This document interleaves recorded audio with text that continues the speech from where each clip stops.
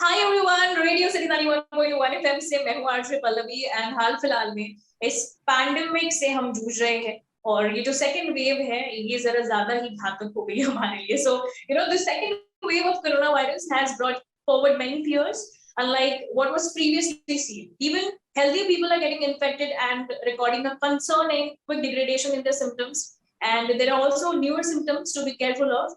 Besides a cough or fever, people are falling prey to unusual, far more complex symptoms. और आजकल हम लोगों को देखते हैं तो स्ट्रेस हमें दिखता है. इवन वो घर से काम कर रहे हो या फिर वो ऑफिस जाके काम कर रहे हो तो फियर एंजाइटी उनके चेहरे पर दिखती है और इसके बारे में बात करना बहुत जरूरी. और जब हम इन सारी चीजों के बारे में बात करते हैं तो रेजिलियंस के बारे में हमें बात करना बहुत जरूरी है. रेजिलियंस, ये capacity to recover quickly from difficulties और we can say toughness, right.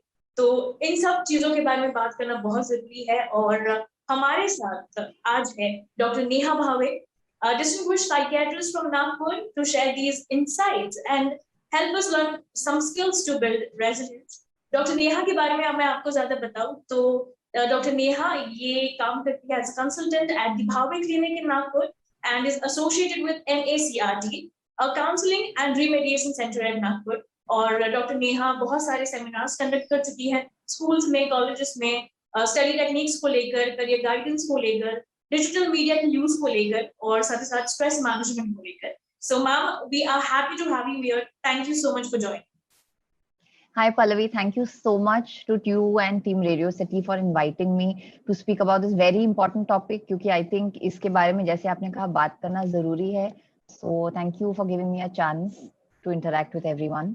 So much ma'am for joining. And my first question to you is, are there any signs of stress और हम कैसे हमें पता चल सकता है कि ये ये हाई स्ट्रेस है या फिर एंजाइटी लेवल्स के बारे में? राइट.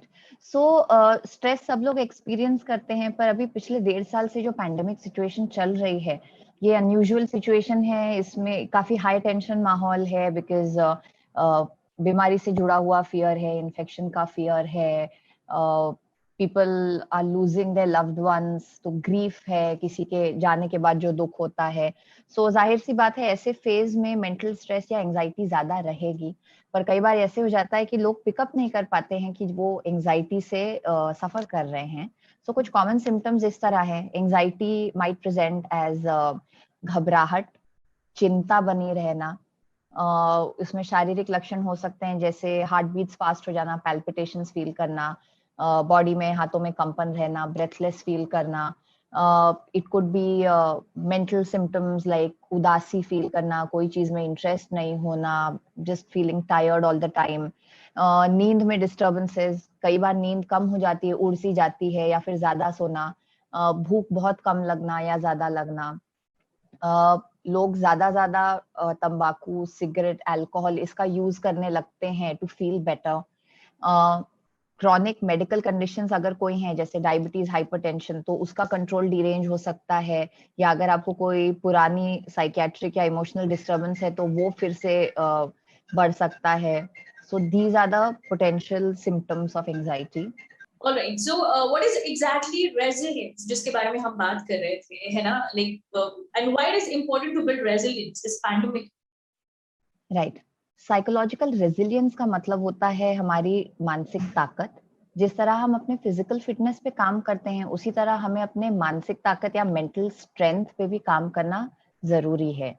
अगर आप मेंटली स्ट्रांग हैं, मेंटली स्टेबल हैं, तो आप लाइफ के डिफिकल्ट सिचुएशंस को ज्यादा इजीली फेस कर सकते हैं एंड इन सिचुएशंस में से बेटर आउटकम आपको मिल सकता है. लोगों का अगर साइकोलॉजिकल रेजिलियंस, मेंटल स्ट्रेंथ ज्यादा है तो इसका मतलब ये नहीं है कि उनके लाइफ में नेगेटिव इवेंट्स नहीं है या वो नजरअंदाज कर रहे हैं उनको. इट जस्ट मीन्स कि वो उन सिचुएशंस के साथ बेटर डील कर सकते हैं. एंड बिकॉज ये बहुत हाई स्ट्रेस पीरियड है, हाई एंजाइटी पीरियड है, तो अगर हम मेंटली स्टेबल रहेंगे, मेंटली स्ट्रांग रहेंगे तो हमें इस फेज में से बेटर निकलने का चांस रहेगा. That's why right now it's more important to build psychological resilience. Right. And जो हमारे लव्ड वंस हैं इनको हम इस सिचुएशन से कैसे निकालिए, जो स्ट्रेसफुल सिचुएशन है ये कैसे हेल्प कर सकते हैं उन्हें? राइट. साइकोलॉजिकल रेजिलियंस का एक इम्पॉर्टेंट पार्ट है कि अपने सपोर्ट सिस्टम से जुड़े रहें, आपके जो क्लोज लोग हैं, आपके फ्रेंड्स हैं, फैमिली हैं, उनसे जुड़े रहें। हम बहुत ब्लेस्ड हैं कि हमारे पास टेक्नोलॉजी है, तो वीडियो कॉल्स के थ्रू, चैट्स के थ्रू, ऑडियो कॉल्स के थ्रू, इवन दो हमें 2 गज की दूरी रखनी है, पर एटलीस्ट इन चीजों के थ्रू हम वर्बली, इमोशनली लोगों से कनेक्टेड रह सकते हैं। तो यदि आपको लगता है कि आपके करीबी लोगों में से कोई इस प्रॉब्लम से सफर कर रहा है, इमोशनल डिस्टर्बेंस से सफर कर रहा है, तो उनसे बात कीजिए। कई बार जो लोग इमोशनली डिस्टर्ब्ड होते हैं, अगर उन्हें सुनने के लिए कोई व्यक्ति मिल जाए तो उनका मन कई बार वहीं पे हल्का हो जाता है। So give them an opportunity to talk about their problems. One important thing is कि आप उनसे पूछिए कि मैं क्या कर सकती हूँ या मैं क्या कर सकता हूँ। कई बार हो सकता है वो खुद आके आपको बताएं कि यार ऐसा कर दोगे क्या, या आप क्या हम ऐसा कर सकते हैं, right? They might come up with options. अगर आपको लगता है कि इस व्यक्ति के फैमिली मेंबर्स या फ्रेंड्स को मोबिलाइज करने की जरूरत है, तो दैट इज वन ऑप्शन। या अगर आपको लगता है कि प्रॉब्लम कुछ ज्यादा सिवियर है, तो आप हमेशा ही उनको किसी साइकियाट्रिस्ट या साइकोलॉजिस्ट से इंटरेक्ट करने के लिए एनकरेज कर सकते हैं। राइट और इस सिचुएशन में जैसे हम जितने हमारे फ्रंटलाइन वर्कर्स हैं, राइट, एंड डॉक्टर्स है, हेल्थ केयर वर्कर्स है, मेडिकल स्टाफ है, तो यस, ये लोग एकदम पास से ये सब कुछ देख रहे हैं और सफर भी कर रहे राइट, हैं। तो what steps can these health care providers take to build resilience and cope with stress? Right. आज के डेट में जो भी हॉस्पिटल स्टाफ है, doctors, nurses, ward boys, everybody who is involved in running a hospital patient care, पिछले 1.5 साल से काफी स्ट्रेस में है, because they are directly facing Covid head on. Covid patient से इंटरैक्ट करते हैं, उनका ट्रीटमेंट करते हैं, they clean up after them, so they are at a very high risk. तो इन लोगों में डेफिनेटली एंजाइटी रेगुलर पॉपुलेशन से ज्यादा है, and everybody is very thankful to them definitely, but then उनका स्ट्रेस हैंडल करना उनके लिए बहुत इंपॉर्टेंट है। I think the most important thing is कि अपने आप को रिमाइंड करते रहिए कि आप जो कर रहे हैं बहुत क्रूशियल है। आपके हेल्प के बिना सोसाइटी आगे नहीं बढ़ पाएगी, इसमें से सर्वाइव नहीं कर पाएगी। So give your self a PAT on the back occasionally, that's very important. अगर आप खुद के काम के इंपॉर्टेंस को एक्नॉलेज करेंगे तो उससे मोरल अप रहता है, you get the encouragement to do further work. आपका जो कॉलीग्स का सपोर्ट सिस्टम है, जो आपके साथ काम करने वाले लोग हैं आउटसाइड ऑफ वर्क, भी उनके साथ टच में रहिए, बिकॉज ये लोग सबसे बेस्ट समझ सकते हैं कि आप किस सिचुएशन में से गुजर रहे हैं। एंड इनके साथ एक कैमराडरी मेंटेन रही, अच्छे रिलेशंस मेंटेन रहे, तो वर्किंग एनवायरनमेंट पॉजिटिव रहता है। जो चीजें आपके हाथ में नहीं है, like may be limited oxygen supply, limited medicine supply, try not to stress about it. Try to keep your focus on your effort and not on administrative aspects, because वो unfortunately वैसे भी आपके हाथ में नहीं है, and हर कोई इस सिचुएशन में कंस्ट्रेंट्स के अंडर काम कर रहा है। जब आप ऑन ड्यूटी होते हैं, try to maintain good sleep, try to take nutritious meals, क्योंकि अगर ये चीजें आप करेंगे तो आप फिट रहेंगे, आपके बीमार पड़ने की पॉसिबिलिटी कम रहेगी। And when you off work, try to do more relaxing activities, hobbies में एंगेज कीजिए या एक्सरसाइज कीजिए, again stuff that will relax your mind and keep your mind and body fit. So I think ये important चीजें हैं for front line workers. Right and at the same time बच्चों के बारे में भी बात करना बहुत जरूरी है। So what could impact of कोविड-19 crisis to be on children's mental health, और पेरेंट्स कैसे उनको हेल्प कर सकते हैं? राइट, ये काफी मेजर इशू है। हम हमारे प्रैक्टिस में भी कई बच्चे देखते हैं who are disturb because of these things, या जिनमें बिहेवियर प्रॉब्लम्स हो रहे हैं। एंड माइनर डिग्री में तो सभी घरों में ये चीज लोग एक्सपीरियंस कर रहे हैं, क्योंकि हम अडल्ट्स हैं, हमारी एक इंटेलेक्चुअल कैपेसिटी है ये अंडरस्टैंड करने की कि पैंडेमिक है, for health and safety reasons हमें घर में रहना है, बाहर लोगों से मिलना नहीं है। पर बच्चे नहीं समझ पाते हैं कई बार, स्पेशली अगर थोड़े छोटे रहे, तो वो बौखलाए हुए हैं कि क्यों स्कूल बंद है, क्यों फ्रेंड से मिलने नहीं दिया जा रहा, पार्क क्यों नहीं जाने देते हैं, साइकिल क्यों नहीं चलाने देते हैं। सो उनका भी रूटीन पूरा डिस्ट्रॉय हो चुका है। There you know everyday activities are completely disturbed. So ऐसे सिचुएशन में बच्चों में माइनर बिहेवियर इश्यूज आना, चिड़चिड़ापन रहना, गुस्सा करना, ज्यादा स्क्रीन टाइम हो जाना, ये कॉमन है आज की डेट में। So it is again important for parents कि घर में एक पॉजिटिव एटमोसफियर बनाए रखें। बच्चे अपने इमोशनल क्यूज पेरेंट्स से लेते हैं। अगर घर का एटमोसफियर नेगेटिव है, जहाँ कॉन्स्टेंटली नेगेटिव डिस्कशन शुरू हैं कोविड के बारे में या बाकी एंजाइटी प्रोवोकिंग चीजों के बारे में, तो बच्चे बच्चे का इमोशनल स्टेट उसको मिरर करेगा। अगर बच्चा कंसर्न एक्सप्रेस कर रहा है अबाउट कोविड और any other things, don't brush it aside. Age appropriate तरीके से जितना आप इंफॉर्मेशन क्लैरिफाई कर सकते हैं, कन्वे कर सकते हैं, उतना कीजिए, because that will take care of the child's fears. बच्चा छोटा है तो फिजिकली अपना अफेक्शन एक्सप्रेस कीजिए, hug the child, cuddle the child, you know, they feel emotionally supported by that. उन्हें एक्टिविटीज में बिजी रखने की कोशिश कीजिए, you know, stock up on their favourite toys when the stores open, like you know painting supplies and all those things, ताकि बच्चा घर में एक्टिविटी में बिजी रहे। कोशिश कीजिए कि फिजिकल एक्टिविटी मिले बच्चों को, बिकॉज आजकल बच्चों को फिजिकल एक्टिविटी नहीं मिल पा रही बिकॉज घर में रेस्ट्रिक्टेड हैं। तो जितना पॉसिबल है with in the given restraints उतना फिजिकल एक्टिविटी बच्चों में एनकरेज कीजिए। तो ये कुछ कुछ तरीके हैं जिससे बच्चों का भी मोरल हम अप रख सकते हैं एंड उनमें इमोशनल प्रॉब्लम्स अवॉइड कर सकते हैं।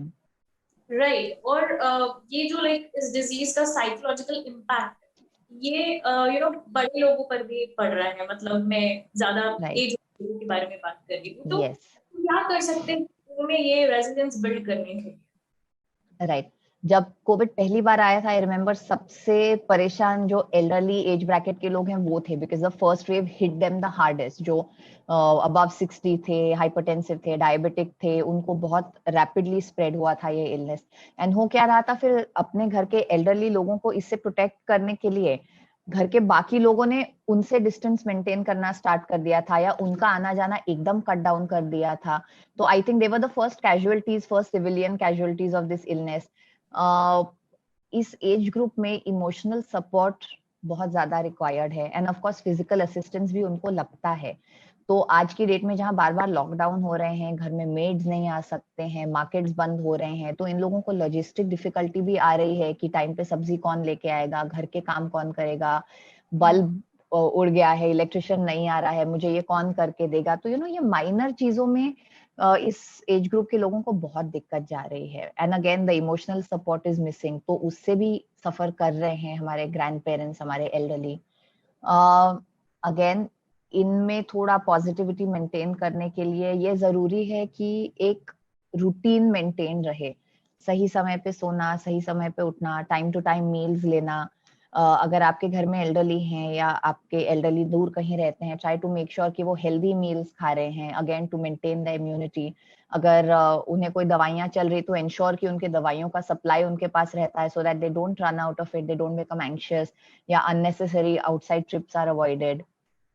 उनको भी encourage कीजिए to remain connected via video calls with their friends, with their family. You know, आजकल it's fairly simple. If you could, somebody could teach them how to do video calls, so they could remain connected with their, you know, smaller children in the house and those things. अगर आपके घर में elderly हैं, तो try and have a family evening every day, every other day, so that उनको भी involved लगे घर में जो चल रहा है, जिनके साथ चल रहा है। लाइट एक्सरसाइज एनकरेज कीजिए, यू नो, मे बी थोड़ा स्ट्रेचिंग एक्सरसाइजेस, बेसिक योगा या वॉक जितना पॉसिबल है, सो दैट उनका भी हैप्पीनेस बना रहे। राइट। और ये हमने लाइक बहुत ही इम्पोर्टेंट चीजें हैं जो आपसे जानी। बाकी जितनी भी लाइव ऑडियंस है हमारे साथ, जितने भी लोग हमें सुन रहे हैं, उनके लिए आप एक क्या मैसेज देना चाहेंगे? राइट। सो हम एक किस्म के आर्टिफिशियल सिचुएशन में जी रहे हैं पिछले 1.5 साल से। अगर पैंडेमिक नहीं आता था तो लाइफ अलग रहती थी, बट जो भी हार्डशिप आती है वो हमें एक मौका देती है उसमें से बेहतर बाहर निकलने का। सो ये जो एडवर्स सिचुएशन चल रही है, let's try to look at this as a chance to improve ourselves, to do the things that we didn't have time to do previously, to connect with our families better, to spend more time with the elderly and with the children in the house. And let's try to build a sense of community in this difficult time, ताकि आगे अगर कभी ऐसा आए तो हमारा support system intact रहे, and we know that we are not alone in this. Right. Thank you so much, doctor. And thank you so much for joining. और बहुत ही उम्दा तरीके की इंफॉर्मेशन आपने हमें दी, तो लोगों को You're बहुत most welcome. Thank you so much. Thank you so much for joining. Right.